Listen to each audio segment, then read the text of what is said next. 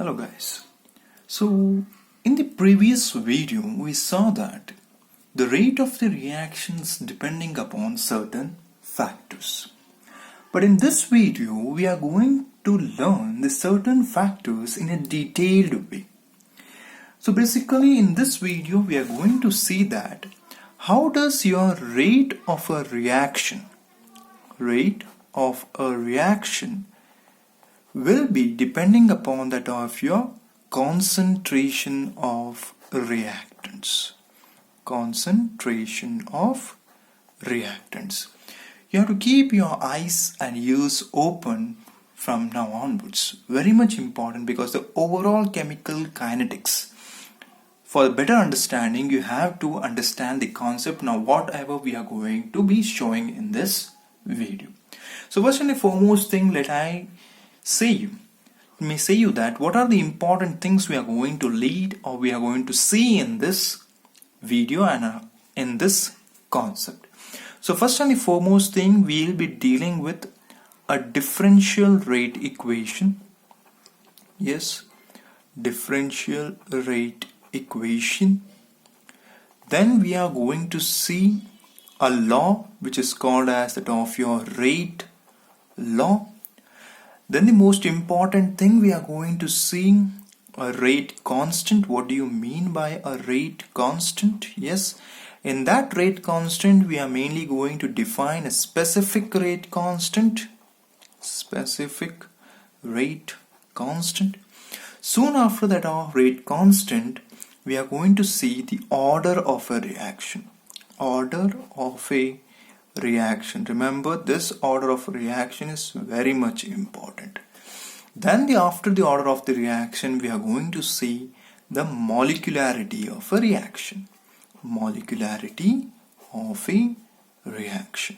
So these are the important things which we are going to understand basically under the concept that how does your rate of a reaction depends upon the concentration of the reactants. So initially, what we know, of course, our rate of a reaction is directly proportional to that of your concentration of your reactants. Let me consider a general reaction, that is A plus B give rise to C plus D. Let me consider the small a, small b, small c and the small d are the stoichiometric coefficients. That is, in a balanced chemical equation, I have took a general balanced chemical reaction. Then according to the rate expression, what we can say, of course, my rate will will be directly proportional to concentration of A to the power of x into concentration of the B to the power of y. Now the question arises over here, of course, sir, you have written the x and y. What is this? Because in our equation, we are never finding anything about x and y. That is the concept over here. Remember guys, this x and y is a power which is raised to this stoichiometric, so rise to its molar concentration of your reactants. You have to keep in your mind the first factor that this x and y can be equals to that of your A and B. There is also another means you have to remember that this x and y cannot be also equals to A and B. There are two possibilities. That means what? In order to determine this x and y, we have to do an experiment. Only through the experimental analysis we'll come to know the value of this x and y. Certain cases when we do the experiment, it is a good concept that your x and y can be equals to A and B. But it is not always true. There is a certain reactions where your x and y will not be equals to A and B. We will be seeing in this video itself how to calculate this x and y in a reaction. So just taking my first reaction over here, that is rate is directly proportional to A to the power of x into B to the power of y. In order to remove this proportionality constant, what I would be doing is my rate To remove this proportionality sign, I will be adding a constant over here. Remember, small k. I have said you many times when I was dealing with a chemical equilibrium. Capital K represents your equilibrium constant. Whereas your small k, whatever you are seeing over here, the small k, yes, this represents your rate constant. Okay, so R is equals to k times of concentration of A to the power of X into concentration of the B to the power of Y. Very much important. Once again I am saying where your X and Y may or may not be. Please mark my words. Where your X and Y may or may not be equal to that of your stoichiometric coefficients. If I come to the part which we have detailed, first of all we have learned, now we are going to see that what is this differential rate equation. Remember, we know that differentiation, integration, the same concept is going to use over here. So differential rate equation means, of course what we know, we are writing the rate in terms of that of your concentration of the reactants. So what I have learned earlier, our rate of the reaction increases, of course, but how will you define it? It is the decrease in the concentration, decrease in the concentration per unit time. So I can write it as what? Of course, differentiation by d by dx. We know that. But I am differentiating with respect to what quantity? My parameter is t. So minus of d times of R, yes, this is my rate, reactant concept, divided by dt. Minus of dr by dt will be equals to what? That is a change in the concentration of your reactant per unit time is given by the small k, which represents your rate constant, into a to the power of x into b to the power of y. Since it is containing a differential part, this is called as what? Differential rate equation. Differential rate equation. Very much important. Where our small k, again and again I am saying, is your small k will be your rate constant. This rate constant is also very much important. So with respect to this rate constant, we could see that if higher the value of k, what does it indicate? That your rate of a reaction is very high. Rate of a reaction is very high. That is, the reaction is taking place at a faster interval. When you can say when the value of the k is very high, the rate of a reaction will be very more. That is, the velocity of the reaction will be more. Similarly, we have to also important factor that this k is dependent on temperature. Very much important. Our k value, rate constant, is dependent on temperature. K is the value which is dependent on temperature, but remember, it is independent. It is independent, yes, on the initial concentration. It is independent on the initial concentration. These are the two important factors of your rate constant which you have to keep in your mind. Higher the value of k, the velocity or the rate of the reaction will be very high. And the value of the k is only dependent on the temperature, but it is independent on the initial concentration part. Okay. So keeping this one in mind, of course, we have to now define this rate constant. So how will you define this rate constant? Under the heading called as that of your specific rate constant. Specific rate constant. Of course, you have seen in your physics, whenever we have to define certain constant, what we'll be doing? We'll be taking certain quantity as unity. So here what I am going to do, I will be taking my concentration terms as unity. So of course we know what our rate constant is dependent upon temperature. So let us see that now how we are going to define our specific rate constant. So specific rate constant at a given temperature. Because I am mentioning over here why given temperature, because it is dependent on the temperature.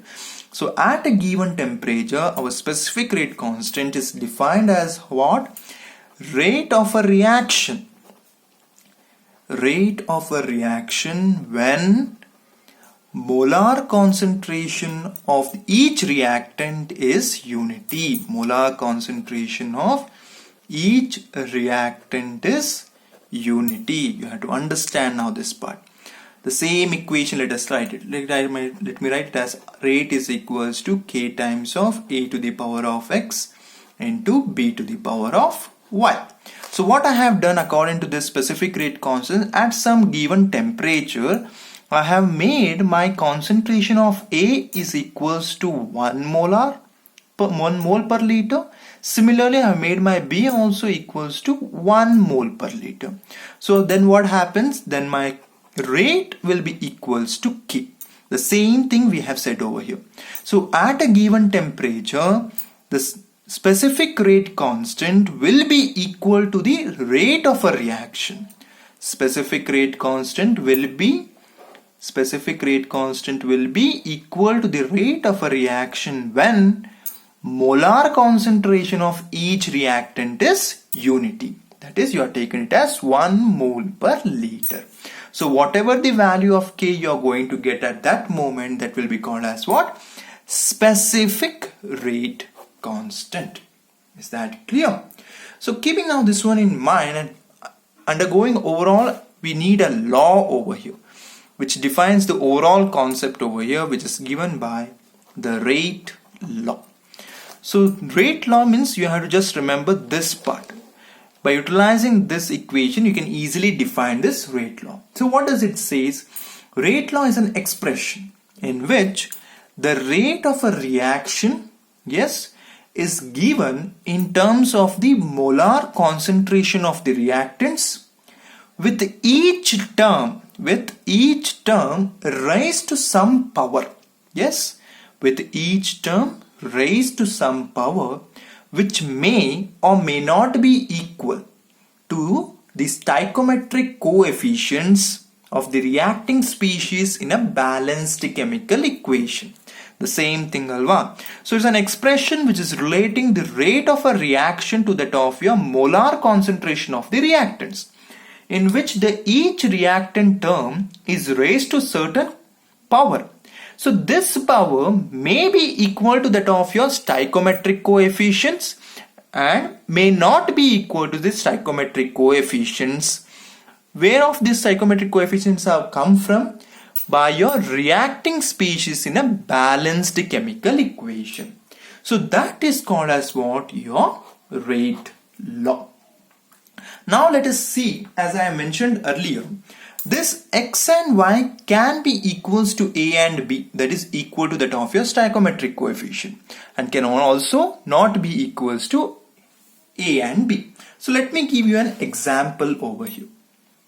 Let us take an equation, okay, that is your 2NO, yes, plus O2 give rise to 2NO2. So when I am writing the rate expression for this, how can I write it? Of course, the rate is equals to K times of the concentration of the reactants to the power of X, of course to the power of X, and concentration of your O2 to the power of Y. But in this reaction, what is happening when I am doing my experimental part? I am getting my X and Y is equals to 2 and 1 respectively. That is, it is equals to A and B. So how can I write? The rate is equals to K times of NO to the power of 2, O2 to the power of 1. So it is an example where your X and Y is equals to A and B. So now let us say, of course, when again and again I am saying that whatever this X and Y is there, they are experimental quantity. Let us see that how it is said it is an experimental quantity. So now this is your part. So it's your experimental part. We have done 4 times the experiment. where first we have observed. So this is first experiment. This is your second, this is your third, this is your fourth. You have to go row wise. Okay. So in the first experiment, what I have done, I have took the initial concentration of Na as 0.30, whereas the initial concentration of O2 is also 0.30, and I have calculated the rate and I have got it as how much? 0.096 mole per liter per second. Okay, this was my first experimental part. In the next experiment, what I am doing is I am keeping my initial concentration of O2 as same. I am not going to change it. But instead, I am going to change my concentration of NO, and with respect to that one, I am going to check that what will be the change in my rate of a reaction. So what I have done in my second part, I have doubled. Okay, 0.30 into 2. 2 times I have increased the concentration of nitric oxide, whereas the concentration of O2 is same. So what I am observing over here is nearly I am getting the rate as 0.384. Okay, here you have to pay the notice. What is that? So when I am just doubling the concentration of NO, I could notice that nearly the rate of a reaction has been multiplied by 4 times. Alva. So 0.096 into 4 give rise to how much? 0.384. Now let us come to that of your calculation part. So when I did my first reaction, of course I will be taking as some rate is equals to K times. Let I assume it. There is a simple calculating part. The same equation I am just taking in my calculation part. So in the second part, what happened? What did I do? Okay, I have increased the concentration of the NO. Concentration of the NO 2 times. So what happens? Of course, this is my first reaction. In the second reaction, what I have done, I have increased it 2 times. Of course, it will be 2 times of K. When I have increased the concentration of that of your reactant of NO 2 times, what happens to the rate? 4 times of R. Yes.